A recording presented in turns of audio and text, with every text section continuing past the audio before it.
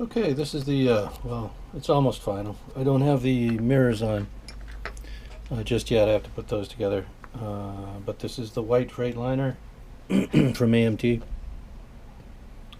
This notorious kit. And I guess the big issue with this one for builders is that the cab comes in three pieces. Front half, rear half, and a back wall molded separately that have to be assembled instead of just coming as one complete mold, one complete part. And so it creates some issues, but as you can see, the seam is pretty well concealed. And in an earlier video, I haven't been able to post videos for some reason. My camera's not uploading them. They're fine in the camera, but something happens when I try to upload them to my laptop. So until I can get that rectified, I'm just storing these videos until I can figure out how to upload them. But anyway, so the Sherwin Williams shrink-free spackle paste is what I use for large seams, whether it's in the balsa or on these plastic kits.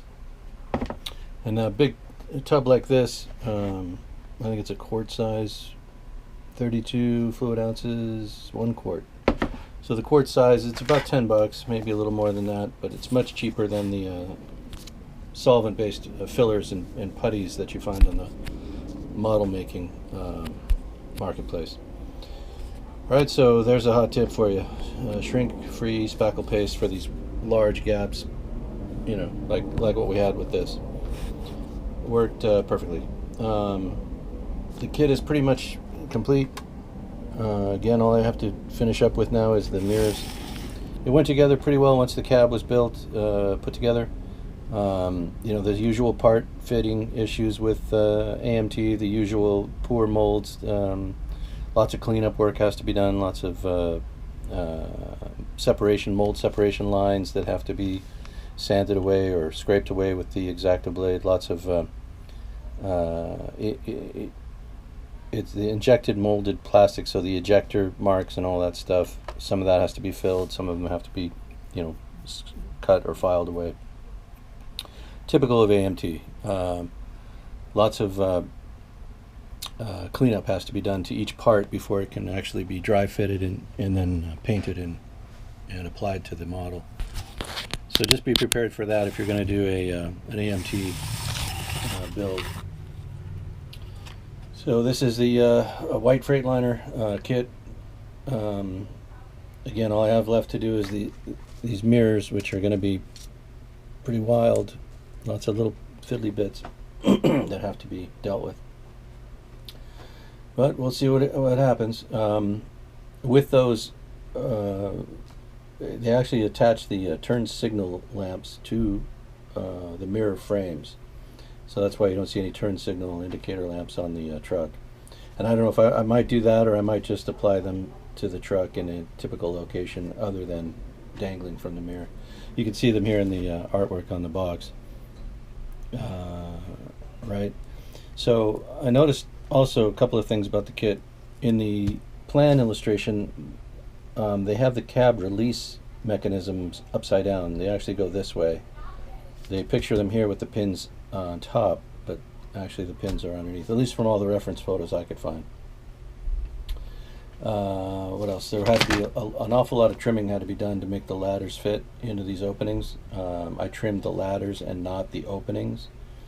So I don't know if you want to, if you have this kit or if you're considering it, it was easier just to shave a little bit off the ends of the top ladder rung until it fit properly than it would have been to try and reshape the cavity on the side of the truck. And you see they fit in there really pretty well. Lay up against the inside of the cab, and you get a good fit there. So this is our truck. Good to go. Everything works on it.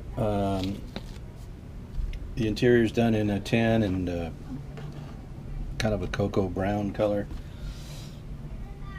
See if I can shine some light in there. maybe get a picture of what the interior is like. I'm probably reflecting this onto the camera and doing more harm than good, but anyway, that's what it looks like inside the cab. Right, so that's that. Lots of fun. This build took about 4 days, maybe 5 days, but a lot of that's waiting for paint to dry. I use primers, coats, so I spray primer. Usually have to wait a couple of hours for the primer to set up, and then this blue took a lot longer to cure. This is a Tester's blue, Tester's light blue, and this is Tamiya's gloss aluminum, and in some places I used Krylon chrome paint, and then some of this is the natural kit chrome. All right, so that's it. That's our build. Thanks for watching. Have a great day.